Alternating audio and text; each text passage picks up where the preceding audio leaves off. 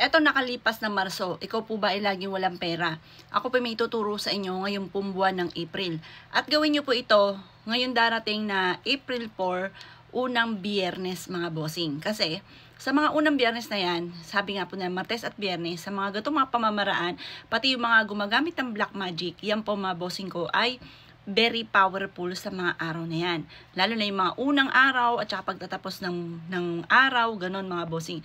Ngayon po, para po sumalubong tayo ng swerte at mawala mga kamalasan, mainam na maghanda ka ng maraming barya.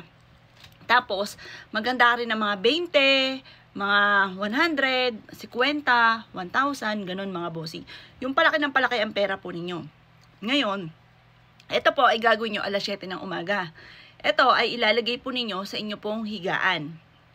Isalansan nyo yan or isabog nyo yan sa inyo pong higaan. At pagkatapos mga bossing ko, ikaw po haharap sa may silangan. Sabihin nyo po, tinatapon ko na lahat ng kamalasan ko at huwag ko na lang babalik pa. Subukan nyo po ito ha. Gawin nyo po ito ngayong unang pasok ng ng Biyernes, ngayong araw ng April 4 mga bossing. Ayan, kaya mag-iingat ka dahil malas po kasi din ang araw na yan mga bossing. Yung 4, hindi po magandang numero po yan.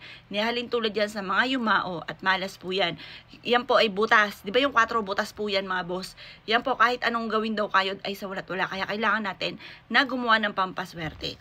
Ngayon pa mga bossing ko, ilagay nyo yung pera po dyan. At pagkatapos, sumarap ka sa gawin silangan at magtapon ka na magtapon ng mga kamalasan. Halimbawa, tinatapon ko na ang aking kahirapan at huwag ka na muling babalik pa. Tinatapon ko na lahat ang aking karamdaman, huwag ka na muling babalik pa. Itatapon nyo po yan sa may silangan.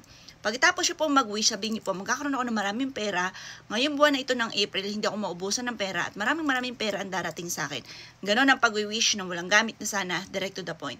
Pagkatapos ka na mag-wish, ang gawin po ninyo, kiniklaim ko na ang swerte, magkakaroon ako ng maraming pera. Humiga ka doon sa higaan ninyo, sa kama po ninyo na maraming pera. Ngayon mga bossing, yan po ay 5 minutes ka na nakahiga, nang paulit-ulit ka magsabi na magkakaroon ako ng maraming pera, magkakaroon ako ng maraming pera.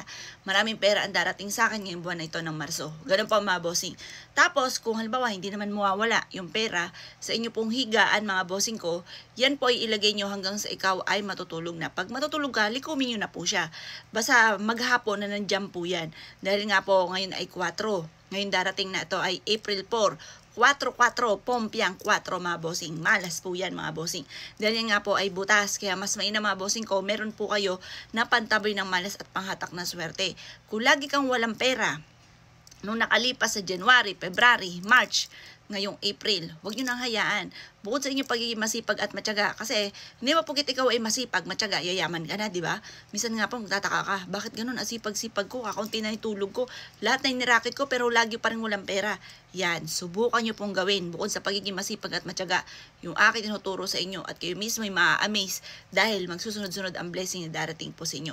Kayo mismo magugulat, kung dati-rate mailap ang swerte ito, dadaling ka naman ito kung saan lagi ikaw ay suswertein. Subukan nyo po yan mga bossing ko, ngayong pompiang 4 mga bossing.